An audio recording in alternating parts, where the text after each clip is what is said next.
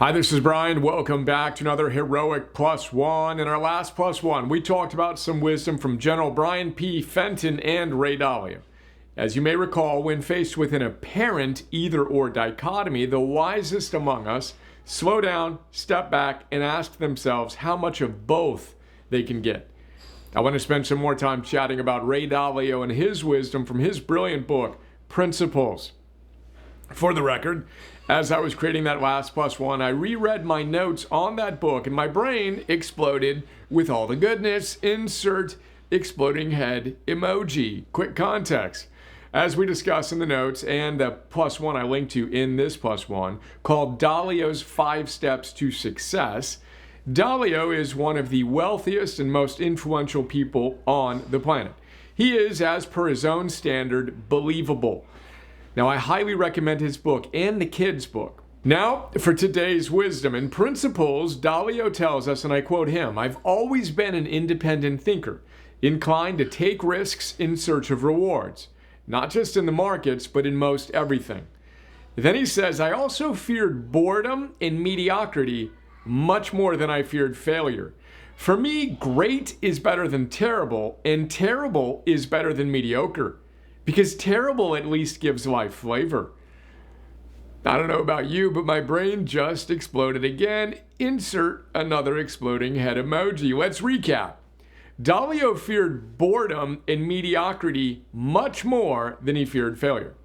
How about you? And for him, I quote, "Great is better than terrible, and terrible is better than mediocre because terrible at least gives life flavor." Let's drop that on a spectrum so we can all see it. According to Dalio, it goes like this: great, terrible, mediocre. Not great, mediocre, terrible. Which reminds me of Theodore Roosevelt and his man in the arena. Recall, always worth coming back to this one. I quote Roosevelt, "It is not the critic who counts, not the man who points out how the strong man stumbles or where the doer of deeds could have done them better. The credit belongs to the man who is actually in the arena, whose face is marred by dust and sweat and blood, who strives valiantly, who errs, who comes short again and again, because there is no effort without error and shortcoming.